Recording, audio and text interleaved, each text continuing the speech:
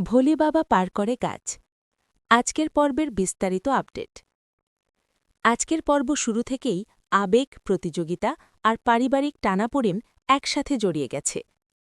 মিলি ঝিলকে সাহস দিয়ে বলছে, দেখিস ঝিল, তোদের গান একদিন সবাইকে চমকে দেবে, সবাই প্রশংসা করবে, মন খারাপ করিস না।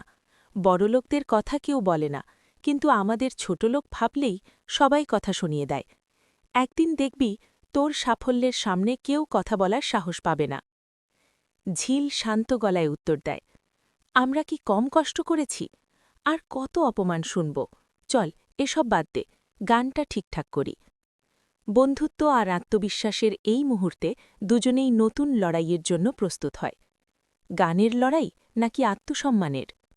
অন্যদিকে স্বাক্ষর মা চৌতিকে উস্কে দিতে থাকেন। তিনি স্পষ্ট বলেন, আমি এখনও ভাবি, তুমি যদি আমার ছেলের বউ হতে তাহলে বলতে পারতাম আমার ছেলের বউ ডাক্তার। এখন বলতে হয় বস্তির মেয়ে আমার ছেলের বউ। এই কথায় চৌতির চোখে অপমানের আগুন জ্বলে ওঠে। সে বলে, আপনার ছেলে নিজেই তো ঠিক করেছে আপনার সঙ্গে টেক্কা দিয়ে গান শিখবে, আপনাকে হারাবে। এখানেই শুরু হয় এক অদৃশ্য প্রতিযোগিতা, শুধু গান নয়, সম্মান আর গ্রহণযোগ্যতার। মিষ্টির আয়োজন আর নতুন মোড়। এদিকে মিলিরা বাড়ি ফিরতে চাইলে ঝিল বাধা দেয়। না খেয়ে কেউ যাবে না, সাক্ষ্য বলে গেছে খাইয়ে তবে পাঠাতে।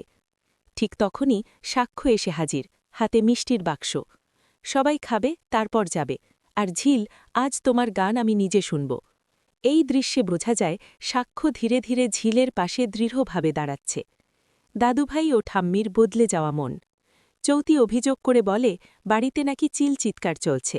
কিন্তু দাদুভাই হেসে বলেন, গান কখনো চিৎকার হয় নাকি? যার যেমন গলা সে তেমন গাইবে। ঠাম্মিও যোগ করেন, ভুল মানুষই করে। আমরা ভুল বুঝেছিলাম, এখন ঠিক বুঝেছি। এই স্বীকারোক্তি চৌতির মনে আরও ক্ষোভ জাগায়, কারণ সে বুঝতে পারে ঝিল এখন গ্রহণযোগ্য হয়ে উঠছে। চৌতির বিদায়ের সিদ্ধান্ত।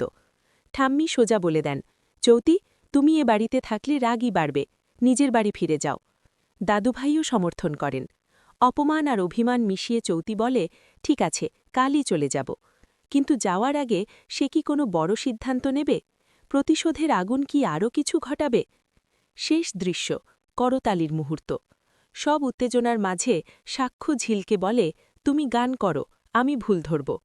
ঝিল মন দিয়ে গান গায়। গানের শেষে সাক্ষ্য হাততালি দেয়।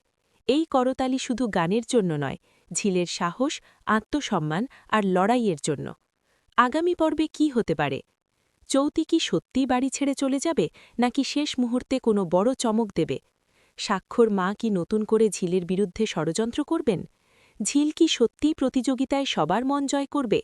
আর সবচেয়ে বড় প্রশ্ন, সাক্ষ্য কি প্রকাশ্যে ঝিলের পাশে দাঁড়াবে? আগামী পর্বে হয়তো দেখা যাবে গানের মঞ্চেই শুরু হবে আসল লড়াই, সম্মান বনাম অহংকারের। আজকের পর্ব ছিল আবেগ, অপমান, আত্মবিশ্বাস আর সম্পর্কের বদলে যাওয়া সমীকরণের মিশেল। আপনাদের কেমন লাগলো আজকের এপিসোড?